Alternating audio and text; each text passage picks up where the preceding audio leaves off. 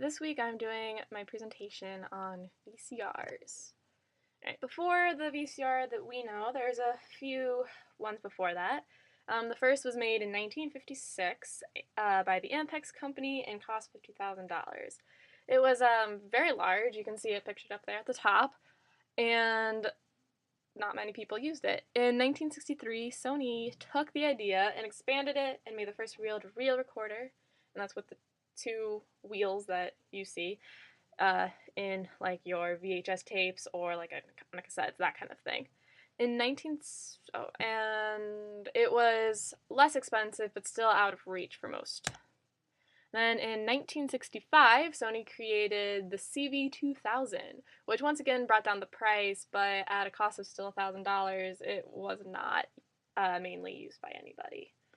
But this model was used by businesses and airlines and educational purposes so that they could record and show videos for education.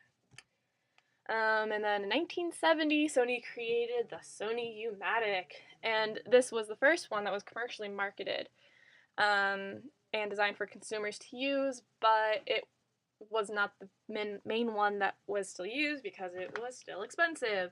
And that's when Philips patented and created the first household VCR, and that was in 1970.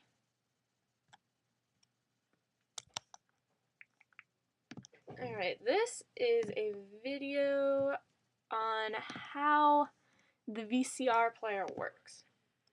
This little part right here, this little metal roller, is a tension arm. It creates tension on the tape so it's firmly pressed against both heads. The first head right here is an erase head. This is only used for when you're recording a tape. It erases what you're going to be recording onto so it is clean. Then it goes past the guide and then goes around the video drum, which is at a slant because the video information is recorded diagonally on the tape.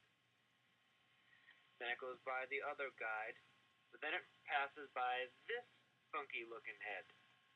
This head right here is both the audio head and the control head.